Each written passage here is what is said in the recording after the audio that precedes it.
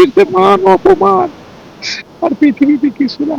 বাপের সাথে খারাপ আচরণ করবে। আমি 25 বছর ওদের মুখের দিকে তাকায় কোনোদিন আর বাচ্চা কাচ্চা নেইনি, যে আমার 3টে সন্তান।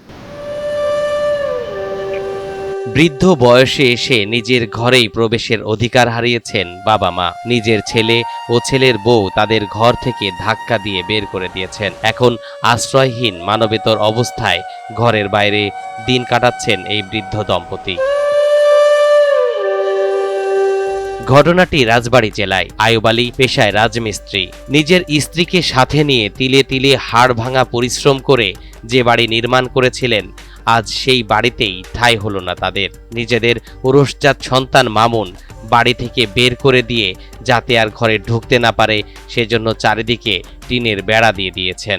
আমি 25 বছর ওদের মুখের দিকে তাকায় কোনোদিন আর বাচ্চা কাচ্চা নেইনি, যে আমার 3টে সন্তান। কিন্তু ওরা আমার সাথে যে অন্যায় অত্যাচার করছে এটা আমি জীবনে বলবো না। আমি খুব সততার সাথে ওদের সাথে চলছি ফিরছি, কিন্তু বুঝতে পারিনি যে ওরা আমার সাথে এইরকম করবে। আজকে আমার রাস্তায় ঘরেতে নামা দিচ্ছে। ওর বউ বলে যে তোর আগুন দিয়ে পুরাবো, ঘরে উঠলি তোর কুবাবো। যে জোগাল দিতে অনেক কষ্ট করছি, হার ভাঙা কষ্ট করেই ঘর তুলছি।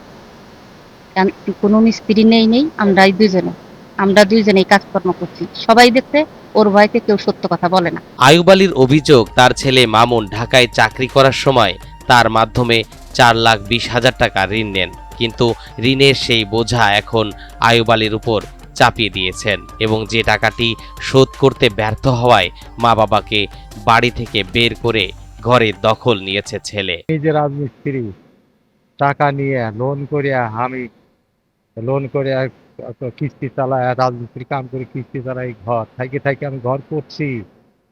তারপরে আমার 4,20,000 টাকাও মানুষের জমি ফোন কোয়ালি থুয়ে 4,20,000 টাকা নিতে আমার যে স্ট্যাম্প করায়, আর সেই টাকার বোঝাও আমার ঘাড়ে চাপাইছে এই আমাদের ছেলে। এর যে মান অপমান আর পৃথিবীতে কিছু না। মান অপমান এসে আর পৃথিবীতে কিছুই নাই। সন্তান এটা মানুষের কাছে বলা যায় না। মানুষের হারে কষ্টের সন্তান আমার।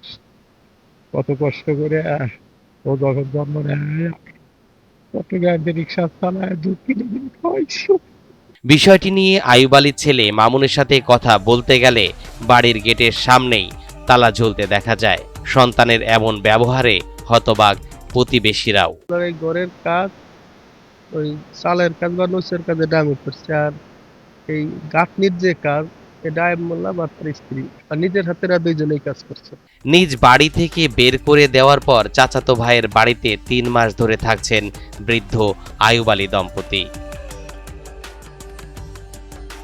একদিন যে সন্তানের জন্য মা বাবা ছিলেন স্নেহময়, যে সন্তান একটু আঘাত পেলেই বাবা হয়ে উঠতেন চিন্তিত, যে সন্তানকে নিজ হাতে খাইয়ে দিয়েছেন, কোলে পিঠে করে মানুষ করেছেন, আজ সেই সন্তানই কেড়ে নিল মা বাবার আশ্রয়। এমন ঘটনার পুনরাবৃত্তি না হোক, শেষ বয়সে মা বাবা থাকুক নিরাপদ, এমনটাই চাওয়া সবার।